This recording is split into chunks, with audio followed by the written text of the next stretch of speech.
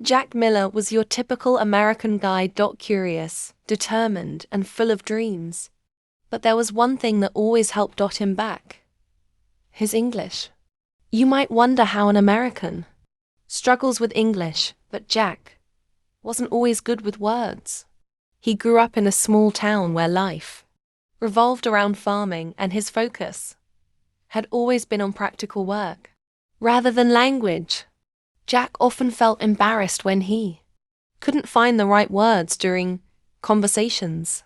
His grammar was clumsy, his vocabulary limited, and he avoided speaking in public because he feared making mistakes. One day, while scrolling through the internet, Jack stumbled upon a video titled "Learn English Through Stories." The idea intrigued him. He had always loved stories as a child, but he had never thought about using them to improve his English. The storyteller in the video explained how stories could make learning fun, introducing new words naturally, and teaching grammar in context. That night, Jack decided to give it a try. He picked up a short story book for beginners and read the first story aloud. It was about a boy named Ben who got lost in the woods and found his way home by following a trail of fireflies. The first thing Jack noticed was how much fun it was to read aloud. He mimicked the characters' voices and imagined the scenes in his head. As he read, he jotted down words he didn't understand, like glimmer, trail, and wander. Then he looked them up and tried to use them in sentences of his own. The stars glimmered in the night sky. I followed the trail to the old oak tree. Sometimes I wander through the park to clear my mind. The next day, Jack tried telling the story to his little cousin Sarah. At first, he hesitated, afraid he'd mess up. But to his surprise, Sarah listened intently, her eyes wide with excitement. She even laughed when Jack added funny details to Ben's adventure. Encouraged by Sarah's reaction, Jack started reading more stories. Each week, he chose a new book stories about magical worlds, brave heroes, and ordinary people overcoming challenges. With every story, Jack learned new words, phrases, and ways to express himself. He wrote his own endings to some of the tales, practiced storytelling in front of the mirror, and even started recording himself to improve his pronunciation. Jack's favorite story was about a young girl named Lily who built a raft to cross a river and explore a hidden island. The story taught him the word raft and the phrase hidden gem.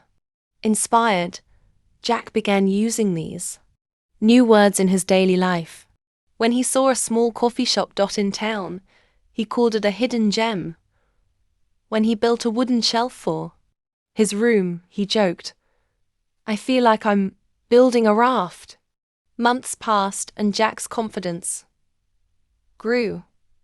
One day, his boss at work announced that the company would host a storytelling contest. The winner would get a chance to present their story at the town's annual festival. Jack's first reaction was fear. He still made mistakes, and his English wasn't perfect. But then he remembered how much progress he had made through stories. He spent days crafting his story about Ben and the fireflies, weaving in details he had added over time.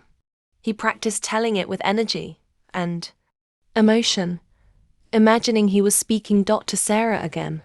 When the day of the contest arrived, Jack took a deep breath and stepped onto the stage. As he began his story, he saw smiles spreading across the audience.